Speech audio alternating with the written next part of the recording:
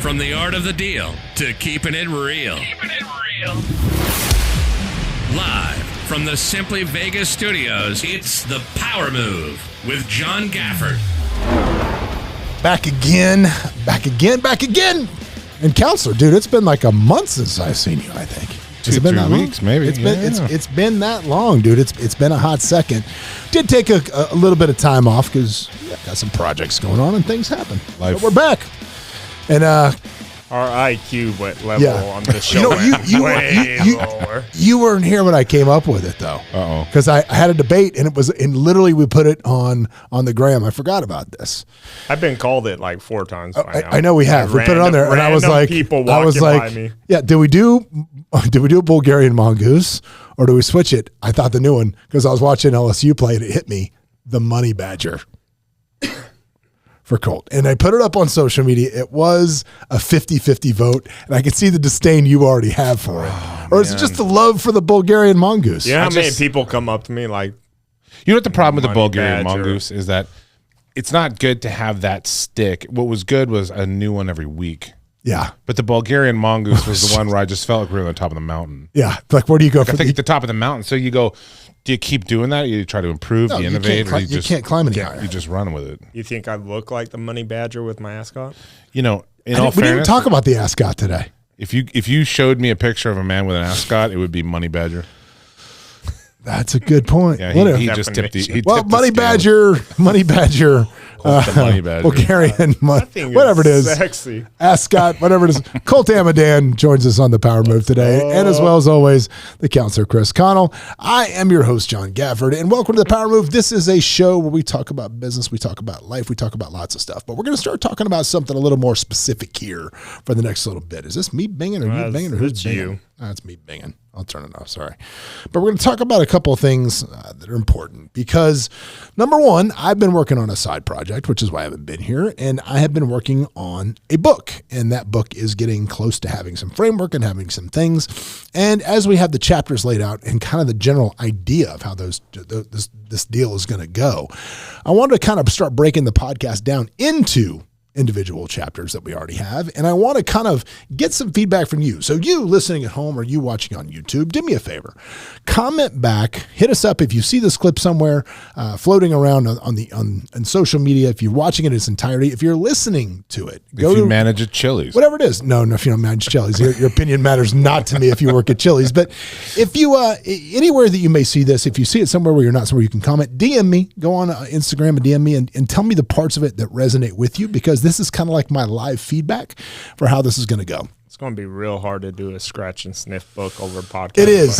It's a coloring book. It's going to be your version's a coloring book, Colton. That's what it is. You have a coloring book thing. The worst thing about reading is my finger gets tired. Yeah, exactly right. It takes from scratching. But anyway, so this week we are going to talk about what is chapter 1 in this book, because really the theme of the book and what it is I didn't have any type of large scale success, I would say, or generalized success until I was, in my mid 30s. Call me a late bloomer, call it whatever it is. But, you look at it and, Colonel Sanders didn't hit till he was in his 60s. So I was going to say, is that a late bloomer? No, it is. No. And I'll tell you why it is. I'll tell you why it's a late bloomer. Take the tech people out of the equation. I mean, but that's a skewed variable. No. Yeah. But here's the problem. The problem is now in the age of social media, when you can make a ton of money for doing nothing or doing stuff stupid, the benchmark for what you should see or what people do see for success, that age is skewed down. It really is what it is. It was always real business is not. Well, but here's the thing. It was always, I think success is one of those things that was always, you got time. And now with the speed of information, everything else, that's compressed.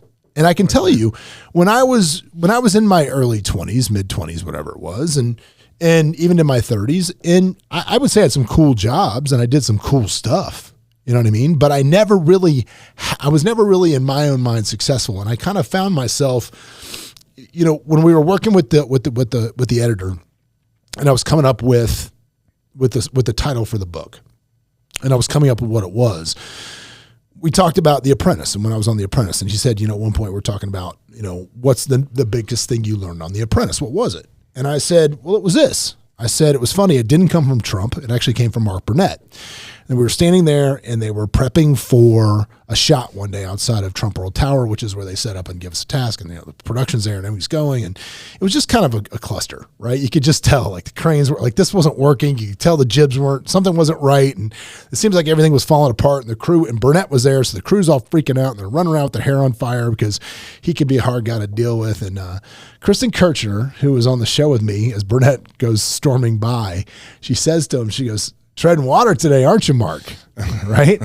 And this dude just turned around on a dime and looked right at her and didn't even think. And he just said, I don't tread water, I swim. Yeah. And just went back to work. And I was like, wow. And I thought, that lesson in itself was so powerful for me, because it was like, so much of my life, I just kind of felt I was drifting along with the current. Mm-hmm. You're just kind of drifting along, man. Just kind of, hey man, wherever the wind takes me. You know what I mean? Let's see which way this flows. And it's really easy to get stuck in that life.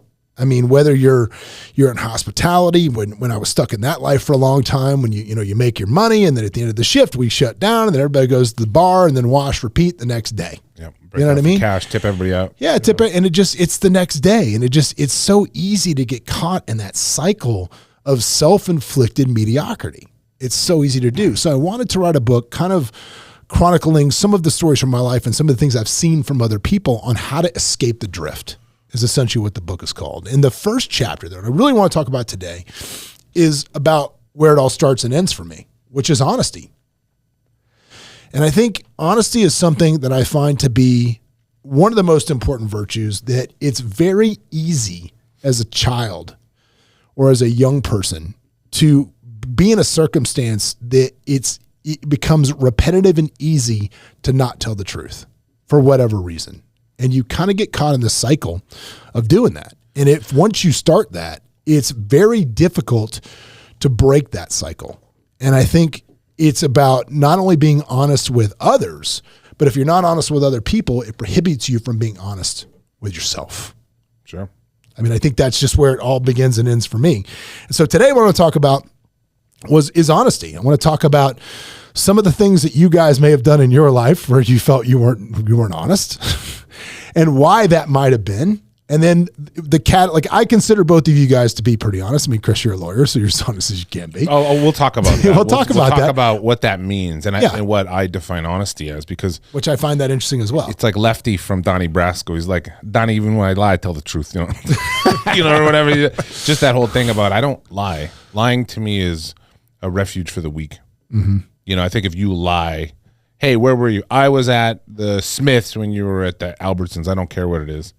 If you lie, you're just a very uninteresting human being. Well, you said at one point on the podcast, you said people that lie don't have the ability to properly frame the truth. To come up with a more interesting truth or whatever, right? And you say, I was out. I mean, it's true, right? So vagueness and things. And when you're advocating for people, you always want to kind of neuter the bad facts and accentuate the good facts, right? Mm-hmm. But you never lie. Because if I'm before a judge one time and they catch me lying, yeah. Oh, you're done. But I'm not just done for that judge. This is a small community. Lawyers talk. If you go up there, one attorney, personal injury attorney in town, was called a weasel by a Supreme Court judge or by a Ninth Circuit Court judge or something. Called a weasel. Like, you're a weasel. And you know what that means? It means, boy, I've caught you in a lie, you little weasel. And that's a judge on a bench. I couldn't believe it. That the decorum I thought was a little. Yeah. Yeah, I'm like, even if a judge got you, there's a way to. Were you on the other side? Were you on the other side of the aisle from him, or like I'm saying, these things circulate. Oh, I'm sure, especially that. Oh, it's so everybody's heard about it. Yeah. So at the end of the day, you don't lie. I've never lied to a judge. Right. What I've done is advocated for my client, which I'm hired to do, because hopefully I'm clever enough to do that better than my own dumb client would be if they lied. People will lie. The average person, you put them in front of a court. Oh, I didn't get that notice. It's like, sir, I have your signature here. Well, that's not my signature. We have a drone footage of you doing it. Oh, well, that's my cousin. He looks like, they lie and then they get buried in that lie. And it's the end of it. Well, as a kid, did either one of you guys have it? Would you call an issue with this? Or no, you didn't. You didn't. I never at all had an issue. What about you, Colt? My dad had a rule. What was the rule? Don't talk back to your mother. Don't do something behind my back. He had 3 rules. Don't lie to don't talk back to your mother. don't do something behind my back you wouldn't do in front of my face, which is a bullshit rule, and I've told him that after the fact. That's a bullshit rule. My kid's going to do stuff behind my back, and I need them to go do it to learn. But anyway, the third one is just don't lie to me. Yeah. Like if you did something, like let's figure it out. And he wouldn't, like, I didn't come home to a beating if something went bad, you know? So just don't lie to me and we'll figure it out. Yep. My dad said the same thing. He's like, you could kill somebody. Tell me the truth. Just don't lie to me. It's going to be worse, right? It's way worse. Yeah. I mean, as a kid, I can remember, it wasn't a kid, probably like later on, you know, teenage years. I lied about one thing, but it is because it would have wrecked somebody else's life, right? So that's a one time. But no, my family used to just sit there and say, tell the truth, you know, and it's true, right? Like you tell the truth, yeah, you might get in some trouble, but you get caught lying, it's a lot worse, you know. And Cole brings up a good point though. What's that? He goes, I lied to prevent somebody else's life from being ruined. Yeah. In that instance, I'm 100%. Like if somebody asks you a question on your business, Yeah. you know, like a personal question, hey, did this person tell you this? And it's none of their business. I'm now at the age where I don't care. I just say, that's none of your business. right. Yeah. Yeah. Now I'm at the level and age where I can confidently tell you that's none of your business. Yeah. Don't even ask Like me. you'd leave out facts, right? I leave out So facts all the time because there's none of your like that's business. what my mom used to be like. God damn it, you're so sneaky. I'm like, I'm not sneaky. Sneaky. Just ask Stop me asking me direct. questions that are none of your business.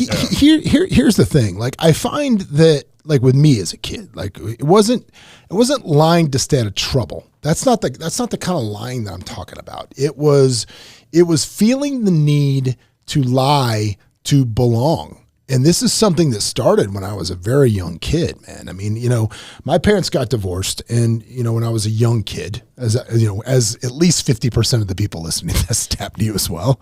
And you know, there should be a rule somewhere that says you should not divorce a Southern lawyer in a small Southern town. It's just a really stupid plan. It's unwritten somewhere. Yeah, it's unwritten somewhere. But my mom did not exactly do great in the divorce, and part of the settlement was, you know, we got to keep the house in the nicest neighborhood of my small Southern town, but there's no money. You know what I mean? So here we are. You know, you're starting out in life, and you're already like posing. You know what I mean? It's already like I'm hanging out with all the rich kids, but I ain't got two nickels to scrub together. We live in a country club, so I gotta, you know, you just wind up making shit up to try to like just fit in, which is just stupid. That's Dave just a Chappelle self-esteem, did though. the same thing. But that's What's that?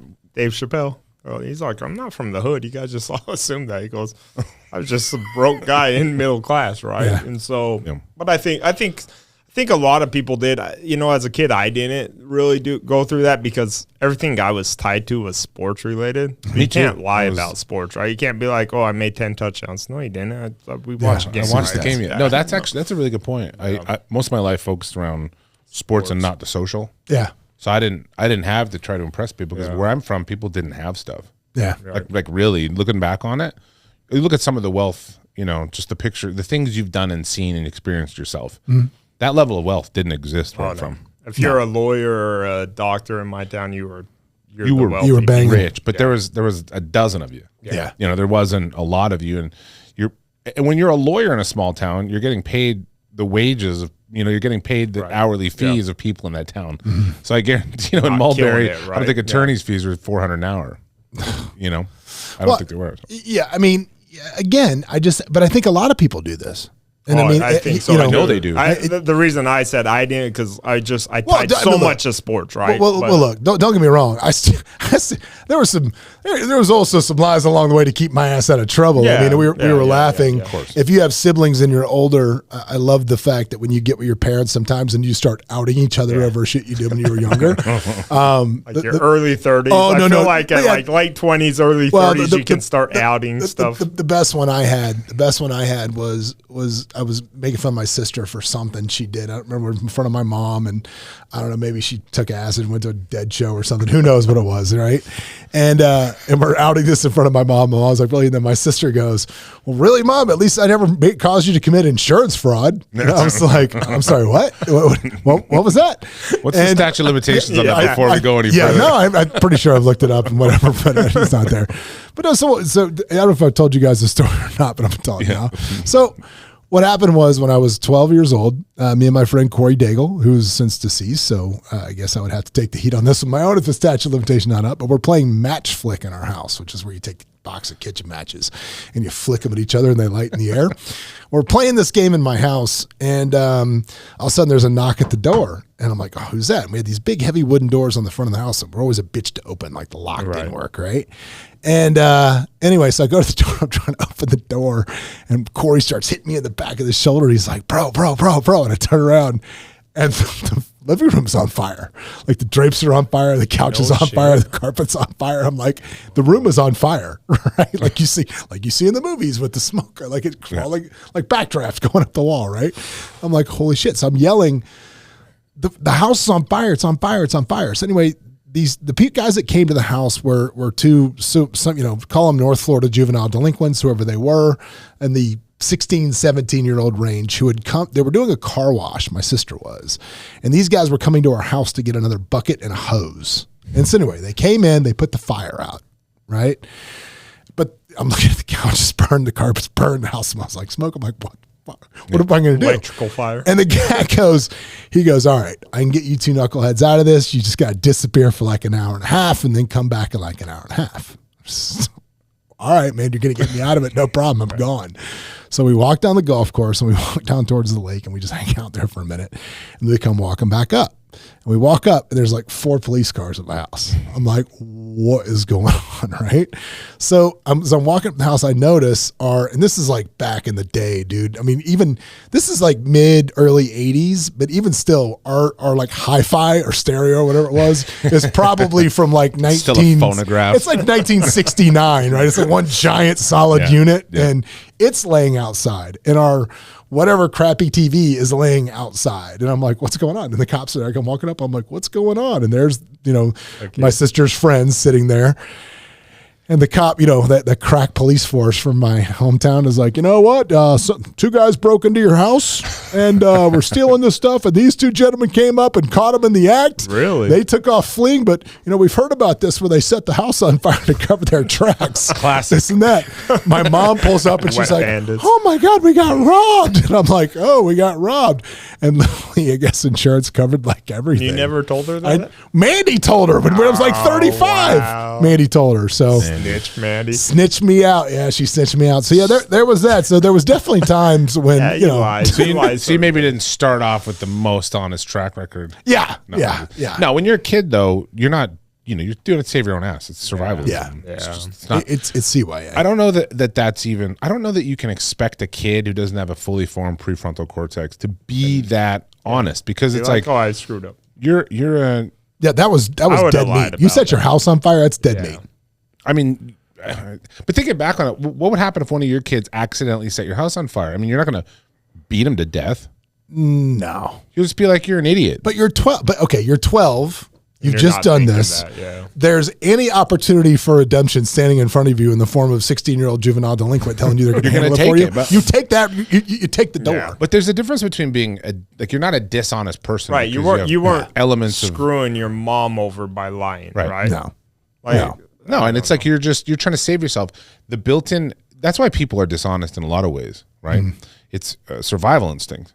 Yeah. Right. I don't want to lose what I have. I don't want to face the music. Well, okay, there you go. If there's a way out, why would I face the music when there's a way out? Right. Now, when you're 12, you don't sit there and go, "Oh, I'm a pillar to my community." If I lose my integrity. Yeah, at 12. Who gives? At 12. I mean, you have no integrity at 12. Yeah, but I think probably then. I mean, there was again trying to keep up with the Joneses and keep up with stuff. And that was a habit I was in for a long time. But you know what? I think long time. I talked to my wife. We talk about this not a lot, but quite a bit. I mean, growing up like you did, I don't want to say it's harder than growing up like in true poverty. But it's really hard not. because let's clarify. Well, no, it was not. I know, it was but not. I mean mentally, because like my wife grew up in pure poverty. So did my wife. And she sat there and she'll go, "Well, no one knew anybody.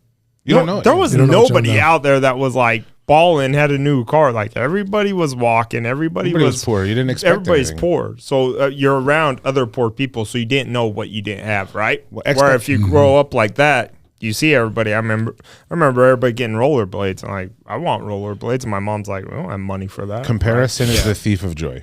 Oh, Yeah. Comparison is the thief of joy. And when you grow up with all that, right? When you grow up with, hey, why does this guy have this? Right? It's offensive to you as a kid. You go, why I want that. I was thinking about that today. One of my favorite quotes is, there's somebody out there in the world that would literally murder, multiple people for your life. For your life. Right? And it's hard to remember that because you lose perspective because you get used to it. You habituate to it. Dude, we were just right before you got here because he'd never seen it. I was showing Colt the cages that people living in Hong Kong for $300 American a month. And it's literally a cage. On the Kowloon side? A cage stacked up on other cages, and people rent these like it's a cage. They call them cage homes for $275 American a month. It's crazy just because of the way that it is. But yeah, you're right. People would kill for anything that you have. And you always think that you're in a disadvantage here. But I think that's a good lesson. If you're somebody out there that finds yourself trying to keep up with the Joneses doing that, understand, I mean, what is the Joneses, man? Most people are probably kind of full of shit about what they're doing anyway. Right. So, I mean, because the problem is social media, you're looking at that, which, dude, I cannot even imagine if I was in that situation in this day and age. Like, I would have been 10 times worse than I am. I just would have been, which is crazy. Either one of you guys ever tell a lie and it was just, you probably could have got away with it, but you thought you were going to get burned, so you outed yourself? Did you ever do that? Yeah, of course. What happened? I'll tell you mine, then you can tell me yours. Here's mine. Oh no, here's mine. So this is the worst. I think, this is when you start asking yourself, maybe I shouldn't be doing this. Maybe I should do this. So me and my buddy Jesse Lamb, when I was in high school, we sneaked these two girls out of their house and brought them back over to my dad's house. And whatever, harmless high school, kid stuff, whatever. And anyway, so we go drop them off at, I'd call it 3:30, 4:30 in the morning, whatever it was. And as we're pulling out of their neighborhood in my car, a truck comes out of nowhere and runs me off the road, right? Deliberately runs me off the road. And two large redneck fathers jump out of the said truck. Really? And, you boys should drop off two girls back there? Yes, no. No, yes. Shit. You better follow us back over there. Okay. So, for whatever reason, we follow them back to the house where now all of the families are out there, right? It's a wedding. The girls are nowhere to be found, and all of the families are there. And I'm like, oh man, so I'm freaking out, right? Because I'm a pretty decent kid, I guess. Jesse's he's a juvenile delinquent, I guess you call him that. So the dude comes over. Get out of the car. I'm like, stay in the car. Call the law. And the dude kicks my headlight in. Wham. Like one of the fathers kicks my headlamp in. And he goes, stay in the car. And Jesse goes, fuck you, I'm getting out of the car. And so I'm like, stay in the car. He gets out of the car. And the guy's like, you want to go? And he's like, dude, I'm a minor. His dad's an attorney. You want to hit me? I'll sue you for everything you got. Like, what do you? And I'm like, oh God. So the cops come, right? The sheriff comes. Because they call the sheriff. Sheriff comes, middle of the night. You're looking like, this is unbelievable. Apparently, you've never been to a small. Is this in like North Korea? Was this that brief stint where you lived in? Basically, the sheriff like comes. Eritrea? Right? No, the sheriff comes, and we're sitting in the car, and he goes, let me see your ID. And I hand him my ID, and he just looks like this. He goes, your dad the lawyer? And I went, yeah, he is. And he goes, I'm going to see your dad tomorrow in the courthouse. I'm going to tell him all about this. But what is hang on. Yeah. Because at first he goes, you boys contribute to delinquency of a minor. And Jesse's like, I'm a minor. We're not contributing to delinquency of anybody. Yeah. How can minors contribute to delinquency of other minors? You got waterway. You got nothing, right? Exactly. So anyway, he goes, I'm going to see your dad tomorrow at the courthouse. I'm going to tell him all about this. So I'm like, shit. So I go home, wake up, Dad. Dad got something to tell you, blah, blah, blah, blah, blah. And he grounded me and just took my car away, whatever else. But I tell you this, my dad relished in the next probably 2 months of every day coming home and saying, nobody told me anything. Another day, didn't hear anything, because the guy never told him. Yeah. Oh, really? But I dropped the dime on myself. Like, I totally would have beat that charge. But I ended up coming clean because I was so terrified if you heard it from the cop instead of hearing it from me. It's like at the end of the day, nothing you did is illegal. I know this, but it's just so funny that when you go, you're 16 and there's a cop. Yeah. And that's the whole thing. Like, I try to talk to my daughter about what laws are, and she'll say things like, blah, blah, blah. And I'm like, honey, the law is like a lock. It's only for honest people. Yeah. It only hurts people with something to lose. Right. Right. And so Well, you watch a First 48. Those guys, all they do is rat on themselves. It's like, stop. Like, they You mean tell on Shotgun themselves. Steve used the shotgun? It wasn't me. No, they Wasn't do. me. Oh, well, we have somebody else in the room. Okay, well, this is what happens. Like, stop telling on yourself. So was there a time you got caught, Colt? I would say I used to get caught really bad in my early 20s with girls. They'd always just catch me in lies. It was, that was. Hold on. Parameters. But like, Of course, Colt like, tells the story. You know, you when I had like 15 girlfriends, I mean, that was such a problem for me. No, so the biggest lie I got caught in is, well, honestly, like I said, I didn't really say lies because my parents forced us into that. Like, we'll get you out of trouble. Do not lie to us. And we'd say stupid shit and you'd get grounded. But like, we had a German guy that, I swear he was like German special forces next to us. He would tell everything that happened, so he couldn't lie. Like, that guy would just sit out and smoke cigars on his front yard and tell you, my parents, everything that happened. So you never lied to him. But one time I was just starting to date Yvette, my wife, and she wanted to hang out. And I was with these two other girls. We need to call Yvette and find out what the statute of limitations on this story She is. knows this story. She'll tell you. So He's these playing two with other fire today, girls, boys. these two other girls that she did not care for, right? Didn't like me hanging out with, and they want to go gamble and play poker, and that's who I'd go play poker with. I'm like, all right. So Yvette calls and goes, hey, let's hang out. I go, I'm super tired, getting ready to go to bed. I go, oh shit, I think I left my phone charger at the office. Love you. Going to bed. Blah blah blah. Playing poker. You're at She the calls. love stage. Yeah. And not love you. It wasn't love you. It's we're just beginning. hanging It's out. like, We've all been right, hanging we'll out have a for a good couple night. days. Love you, sweetheart. This is like 2 weeks ago. I'll see you at home. Make sure you tuck the kids in. No, so she calls and she's like, where are you? And I'm like, hurry, my phone's about to die. I'm sleeping. What's up? And I was snuck off into a private room behind the poker room. And she goes, really? Because I'm sitting on your bed. And I'm like, oh, shit. So security's coming up to me, trying to kick me out of this place. I'm trying to save my relationship that's just starting. They're threatening to spray me with mace because they're trying to get me out of this designated room. It was a disaster. But that was the biggest lie I got caught in. Oh, that's like, she was sitting on my bed. Like, oh, you're sleeping? Where are you sleeping at? That's man? not good. What about you, Connell? Oh, the one time where honesty paid off. Oh. No, I'll give you one because I'm trying to think about. You can't say which times did you lie to your a woman. Yeah, you can't. I mean, that's basically That's how we communicate. I don't lie to my girl. That's I'm how we sorry. propagate the species. What's wrong? What's wrong? Nothing. It's like it's constantly. You can't be dishonest, but you're constantly lying, right? Yeah. What are you thinking? Nothing. It's like, I'm thinking about look you know, great. You look great. I wish I could go back and be a high school football hero. Like that's what I'm thinking. I don't wanna vocalize I don't want to burden you with my problem. Lots of times where that kind of stuff happens. Like I said, our species would be down to 30 people if men and women didn't lie to each other. Just never And they'd all just be complete psychos. So, people would have no filter on them. So, no, one time I was working security my first day at a job. I was 18. I was working security. And they're like, yeah, here's your security shirt. Go work security at 7-Eleven outside one of the rowdiest country bars where I'm from. Like, you now work security there. When you say country, is this like Canadian country or music? Like, you got to remember Coulter Wall. Like, that guy's from Saskatchewan. Yeah, that's true. I mean, you talking about Canada, Saskatchewan, Alberta, Montana. It's just all country. It's a swath till Those Texas. are people that till Mexico. want to fight. Mexico's too. country as hell. Drinking, They want to fight. And they drink and they fight, and they're like northern countries. I tell Rowdy people all the dudes. time, you don't want to fight them. They know how to fight. So this job, tell me if you think this is responsible training, practice, and policies, procedure, manual Like, fodder. here's your whistle. Like, here's your shirt, go work security. So it's like, okay, I put on steel toe boots. It's the only boots I had. And I go work security. This guy picks a fight with the person at 7-Eleven. And I'm like, hey, I think I'm security. Hey, you get out of here. He's like, what are you going to do about it? So I'm like, oh, you get out of here. Okay. I'm going to blow this whistle they gave me. So this guy squares up with me.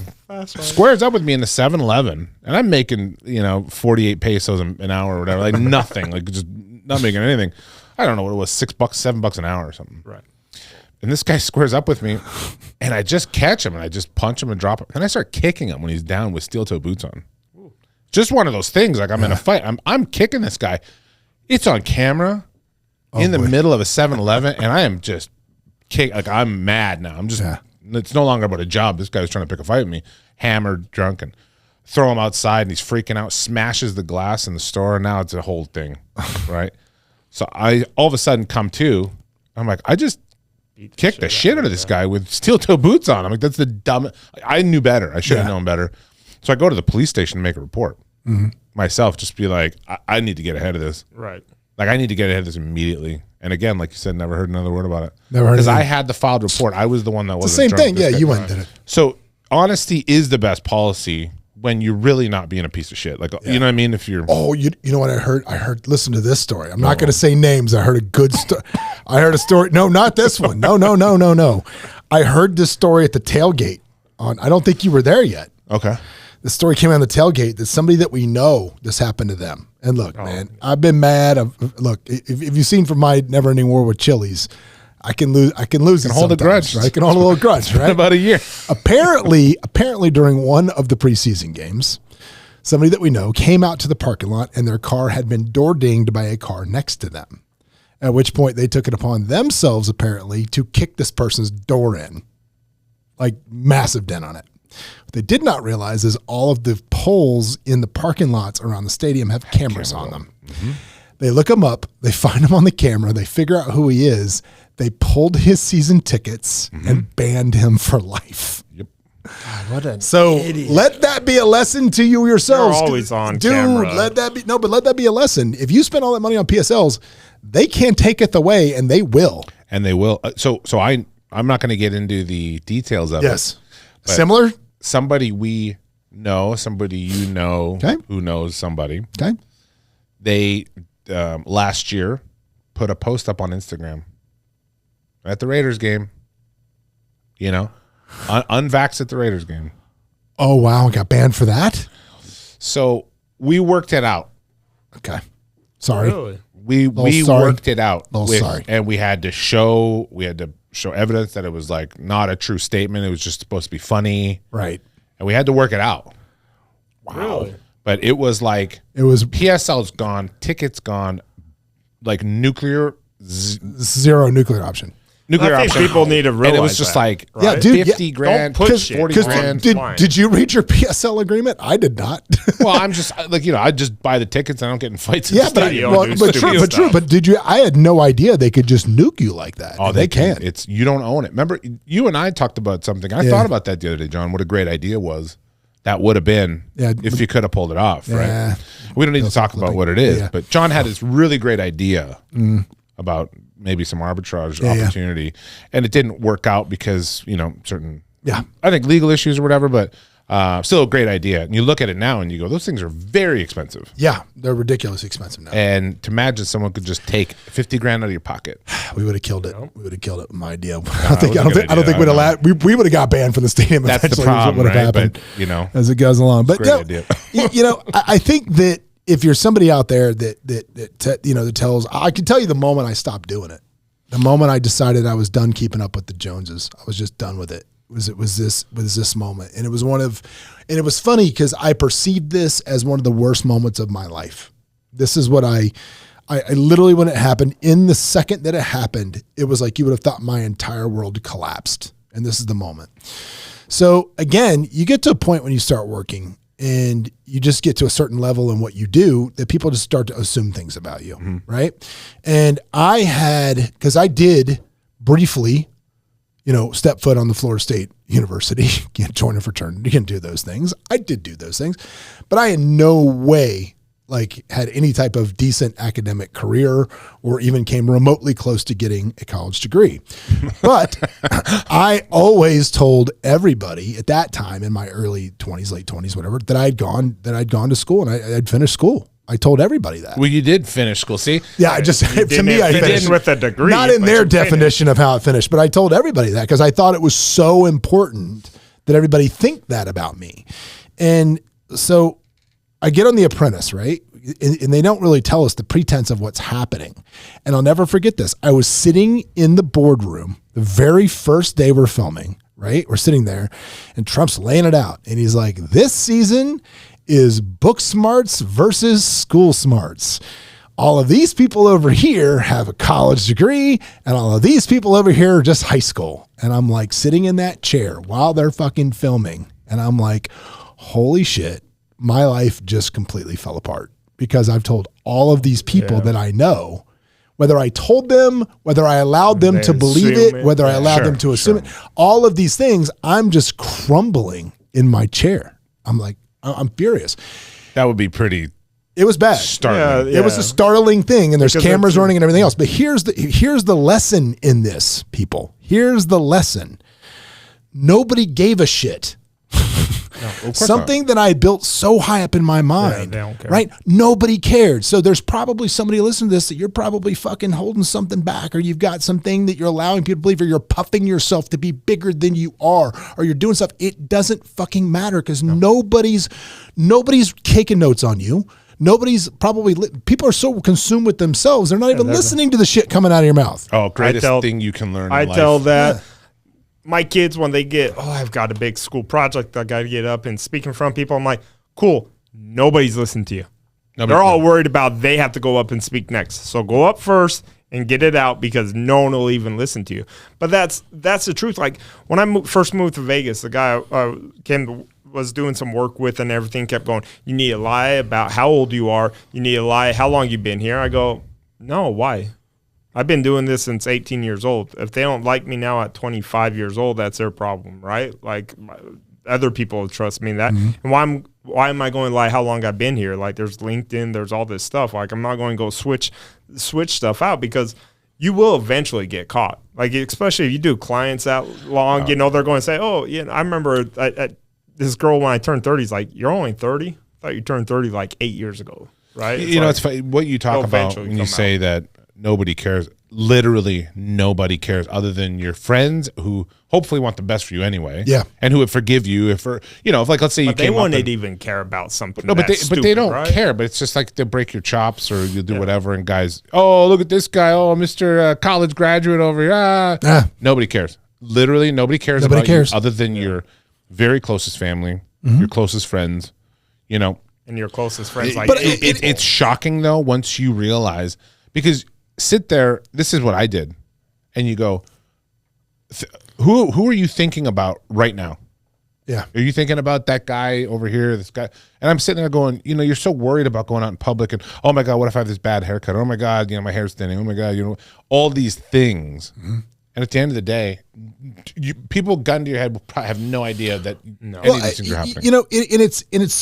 And I think the big reason for the puff is social media. And I see people do it all the time, and it just doesn't, like, I'll see it, and people, like, I know people that are really good at shit, right? That are really, really, really successful, and they still, for some reason, feel the need to puff themselves up. And I don't understand why. I don't understand it. So let me tell you something that's going to be kind of a shocking piece of trivia. Good. This is on a true or false question. Okay. True or false? Got is this instinct. For cult or for me? Don't reverse psychology. Both of you. Go. Anorexia is at similar rates today than it was in the 1600s. Were the rates high in the 1600s or bad? 1700s. False. 1800s. False. 1900s. It's consistent over time. Yeah, same consistent. It's same consistent now. Social media, before social media, after social media, we get this thing because it's different than when we grew up. But we had that thing, that Heathers, right? Yeah. Heathers happened before social media, and that was the most mean girl shit ever, right? Right. You think about, we're not that different than our parents' generation. We're more sophisticated. We know more, right? We have so much more access to information, but we're not any different at literally a cellular level, at a socialization level. Things don't change from a socialization, level that fast.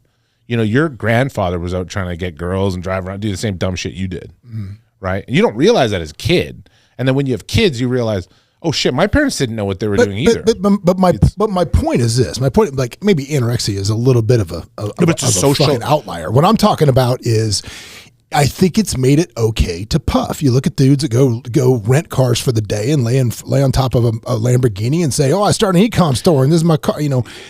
There's no reason to do that. And lie about it easier. Well, for example, like I know a guy that's really good at what he does. And he's in the tech space. And he made a comment somewhere along the lines that he says, and it was like, if you can just do basic math, you could do this. It was talking about like e-com stores or whatever. And he was like, I've been doing this for 10 years. I've done this, I've spun up X amount of stores. And if you do the math, it was like 460 of them like a year. So I'm like, you're spinning 2 of these up a day from the day you started to today, every single day?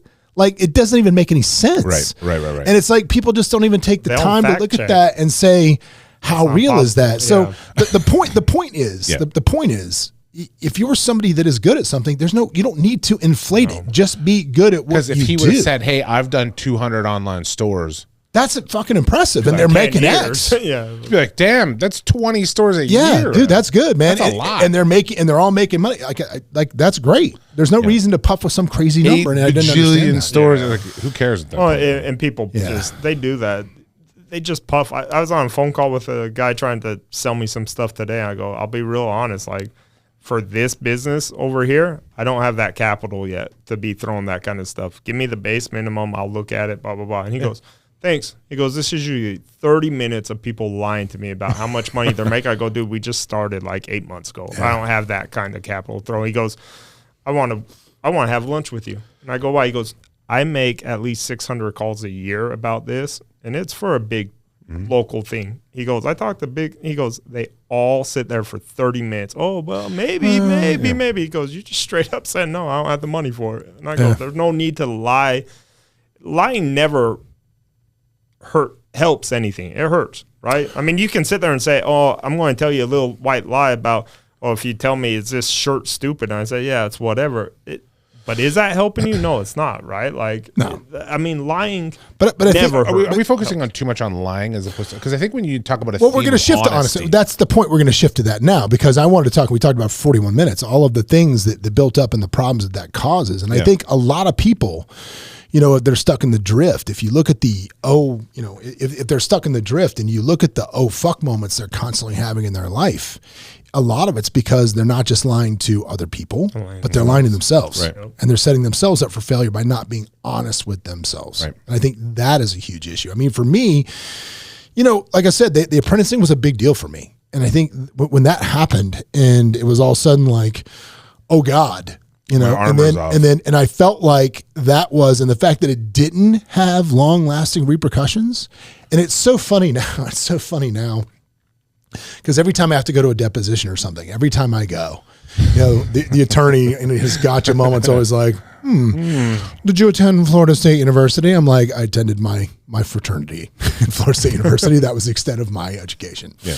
And I'm just, and they're just like, oh, well, I'm not going to have that one, right. But it's just that moment. And there's times when you're up against it, dude. And like for me in the last couple of years, the thing that was really hardest for me was when we were doing all the VAC fund stuff, right? And all those problems came out of it. And my involvement in that, as far as what the construction and the defects, I didn't making those plans. I didn't decide what was going to get fixed. I didn't decide the budgets on that stuff. I didn't decide any of it. Right. But yeah, when my partner, jerks off to whereverville, hauls ass and leaves all those problems with me, and I wind up defending 5 lawsuits. And me. Yeah, and you, and literally, and you. But I wind up defending all these lawsuits as the last man standing. And then one day I'm sitting here, I'm at work, and the front desk lady calls and says, Channel 6, I say I'm not here. She calls me and says, Channel 6 Investigates is here. And I was like, holy shit. And it was one of the plaintiffs. And I'm like, here I am. I've spent, 10 years or 8 years, I guess it was 9 years at this point, of blood, sweat, and tears building Simply Vegas into this incredible brand.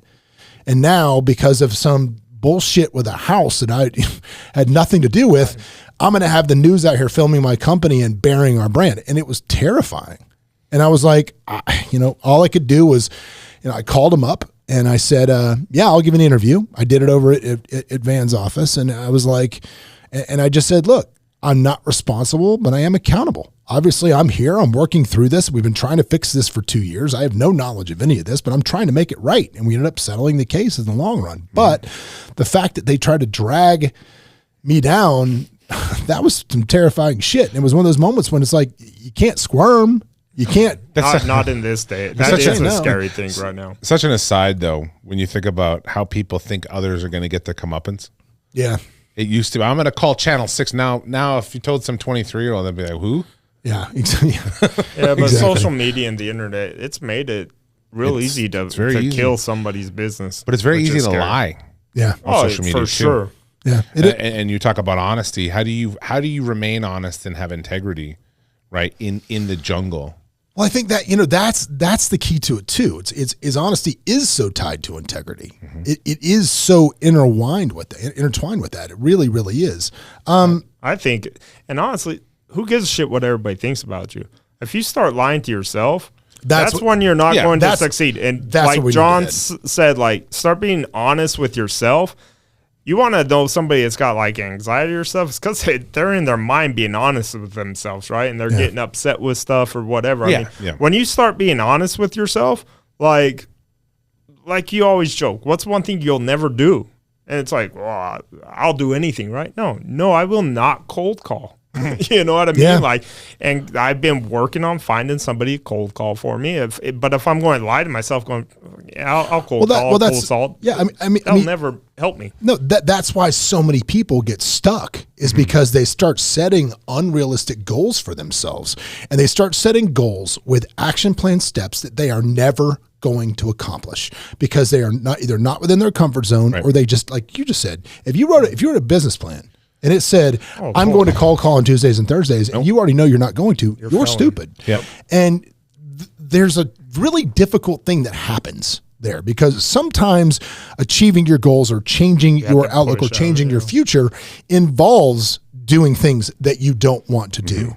And so if you are in one of those situations where your escape is through a process that you don't enjoy, my advice for you, if you want a good piece of advice, is get around other people that do enjoy that process. Because when you start seeing others do it, you get around it with regularity, things change for you. Right.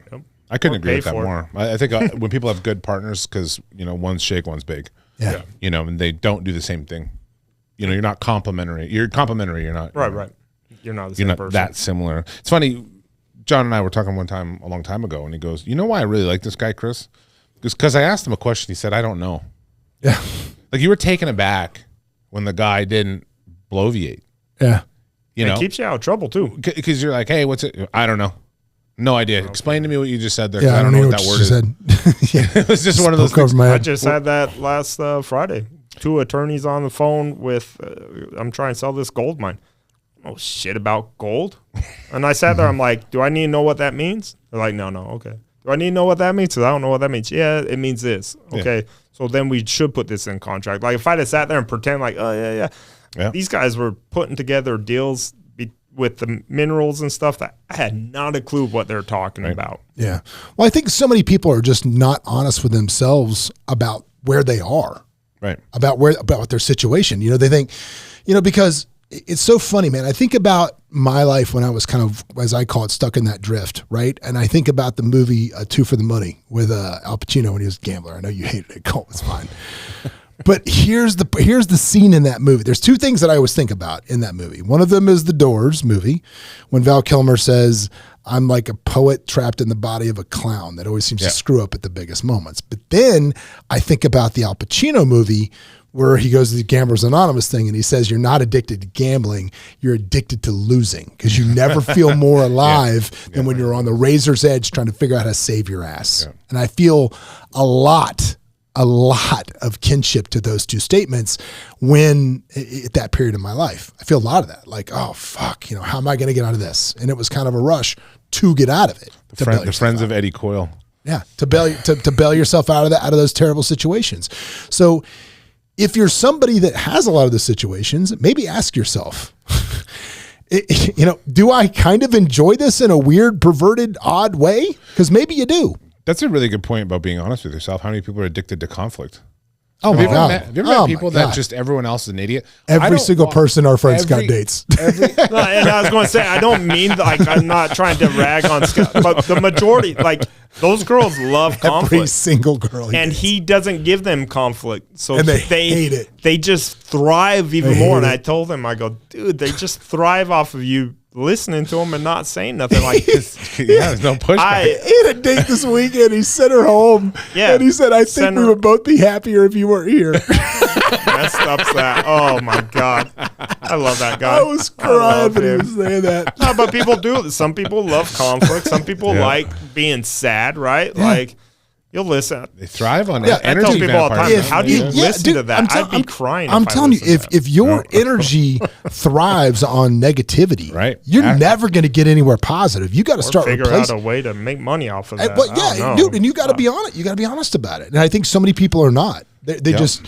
We all know people that are happiest when they are unhappy. We all know people that are happiest when they are mad. I mean, it's a weird deal. Like and it follows them, and you know everywhere who they are. You know who they are. And they're not honest with themselves. It's always somebody else's problem. And there's that whole thing. If everybody on earth thinks you're wrong, and you're an asshole. if you're the only person in the room that thinks you're right, you should probably find a room full of mirrors, because it's just a big you problem. It's a problem. So I would say, again, be honest with what you're at. And here's another one, man. I got to tell you, this is a question that I love when people come to interview for the company here. And I like to ask this question, just when I'm talking to them, and I'll ask them their financial goals, right? Like, what's your financial goal? Right. And so many people will just throw a number out there. Like, I want to make 150, I want to make $200,000, whatever it is. And then I ask them normally a question right behind it, and they cannot answer it. You know what that question is? What would you do with it? Why? Or why? Yeah. Why? Why do you want that number? What's that number? And the reality of it is, it's just some magical bullshit number. They think $250,000 is a lot of money. That's what I think I want. But they haven't been honest with themselves about why they want that. And the hard truth is, most of them that say that, or a lot, not most of them, but a good portion of them that say that, it's not even real, because they would be ultimately happy with half as much money. Sure. They just don't know. So what they've done is they've thrown out a number that they haven't researched. They don't know why they want that amount of money. They just, this year. Yeah, they don't know why. Yeah. But they wouldn't be happy with it. Yeah, they have no idea why. Because I did that with somebody. I did that with some people out of Utah. I go, okay, made X amount up here this month. Would you guys be happy with that number for a yearly thing? Absolutely. I go, I know you would. I know you'd be happy with a third of that for a yearly salary. Yeah. Like, let's get on the phone, do it. But they do. They always just throw out, I need this number. I need this number. And it's like, no one can answer why. Well, I know exactly what I need. That's what a good agent, good salesperson, good whatever it was. They'll make it real. Like, they'll make it tangible. Yeah. Right? Because if it's something in the ether, it's impossible to wrap your mind around. Mm-hmm. Right? You ask a question, why do you want a Rolls Royce? It's like, I don't know. Really? Like, I mean, because it's cool. I like it. But do you really want it? Think about it. Do you want to pay $3,000 oil change? Do you want? It's like, the more you do that stuff and you're honest with yourself, you can come up with an honest answer. But that takes some questions, right? What number do people throw out? I'm always curious with that. I get a lot. I get a lot of 200. I get a lot of 250. So they want to make 250. 250, and they think the number I get a lot. And they don't know the answer to that question. That surprises me, because since I was 16, they say, why do you want to make money? It's like, so I can buy real estate, so I don't have to work. Yeah, but keep in mind, the answer for a lot of people when they say that number, especially here, is they know what the agents here make. So some of it is doing what I used to do, which is try to lie to fit in. Mm-hmm. Some of it, like, I'm going to be a baller too, so that's the number. Now, some of them are very well thought out and can tell you to the penny what they need that money for. Okay. You know what I mean? So it's not just everybody that ever interviews for a job, but it just, when you see that, it just shows that there's such a lack of self-awareness for what they're really saying and what they're doing. Like, if you're having a problem with self-awareness, or you can't figure out that puzzle for yourself about the why of what you do, sometimes it's best to find mirrors to look in. Right. And those mirrors can be other people. They can be your life, but you got to take a good hard look. I mean, like, for example, why did I, now that I'm down 15 pounds, I'm still going, I'm 2 months into this heavy workout, track your food, all of that stuff, all of those plans. Why did I do that? Because scrolling down my feed was that picture of the Instagram where it said this dude was one of our clients, and he came to us and he thought he needed to lose, 25 pounds, but he really needed to lose 65 pounds. Mm-hmm. All of a sudden you're like, holy crap. I saw myself in that photo. Yeah. Well, I remember when you did the speech on stage too. Which one? That's the number one way to get someone to get in shape, by the way, is show them pictures where they weren't realizing the camera on them. Yeah. No, that's a great story. Yeah. Which is just, by taking pictures or snapshots of your own life to really review what's happening. Yeah, what are you doing? And see how honest you are. But Again, man, if you let's sum it up. If you had to give people one bit of advice on why to be honest with themselves, what reasons to be honest, what would you say, Connell? What would your sum up be? Because the value of integrity, you can't pay for integrity. You can't buy back reputation. You can't pay for any of that. I don't care how much you have. When things matter and they come down to it, people are going to have to trust you, and they don't trust you if you're dishonest. And people have a sixth sense about honesty. Like you know when you're talking to somebody and they're full of shit. It is so, you can't explain why. It's just something in your eyes, the way your face moves. It's a thing. Yeah. And I believe that a lot of people have a pretty good, because everybody I know that's a bullshitter, other people figure they're bullshitters eventually. Yeah. They get found out. You will get found out if you're a bullshitter. Do you think you can, outside of maybe selling cars, do you think it's a long-term success plan to ever? Well, you know what? This is going to sound really cynical. Yeah. But I know a lot of people that are good at spinning and babbling bullshit, right? And they're on to the next thing. Hey, I'm crypto miner. Oh, I'm this guy. Yeah. And they just move to the next thing. And there's a young generation of people that want to believe so badly. Yeah. And they want to mentor. All those other things that we'll probably get to in time. We're gonna get to those chapters about how to choose a mentor and all that stuff. There's so many people that want to believe. Yeah. We have an unflappable sort of humans in our human spirit is this desire to believe in people. We need community. We need people within our Dunbar's number, right? Or whatever. Been a while since we had the Dunbar's number. I watch a good documentary, and they kept bringing that up. Really cool. It was talking about how bias works and racism and stuff. They're like, that's because back you're hunters with 15 other people. You all look the same. Like, I don't care from now on, but yeah. And I want a chief. Yeah. Men want to be led. Yeah. And that's something we forget a lot of times, is that, so these guys that put on the cloak of the leader, right? And they get busted. Well, in this day and age, you can reinvent yourself and keep kicking the can down the road. Look at all these guys that get popped for fraud. It's not their first rodeo. And they keep doing it. Look at the Fire Festival guy. They've all had a thing before where they got make popped. money again. There were 7 things before, and there'll be 10 things in the future. Well, let's assume that that's not how you should live your life. It's not how you. No, you can make short money that way. You can make short money that way. I'm with you. You can make short money that way, but you're never going to have. But here's the one thing, man. If you really want true success and you want to escape the drift, it's not just about money, man. Right. It's about success, and a big part of success is peace. And I cannot imagine that if you are spinning a web of lives in every damn direction, you're going to have any level of peace. I can't imagine that. I agree. All right. Well, guys, thanks for joining us again. Thank you so much, man. I hope you enjoyed this. We're going to do one on each little chapter that I have going in the book. Again, dude, shoot me a DM at the John Gafford on Instagram. Tell me what you like, what you didn't like. Let me know that any feedback is helpful. If you just want to say something nasty about me, send that to Colt. Colt, how do they find you? Instagram. What's your Instagram? Colt_Amadin. There you go. And DM me. And counselor, if they want somebody that lies for a living, how do they find you? Just well, don't call me if you want somebody who's going to get some integrity, car accident. Connell Law LV on Instagram. The vote for the best of Las Vegas is going on right now. So if you're watching that, personal injury lawyer, Connell Law, car accidents, let's do it. Vote for the old Connell. I love that. All right, guys. Remember, once again, as we end it every time, if you're going to keep moving, man, if you got to move forward. All right? See you next time.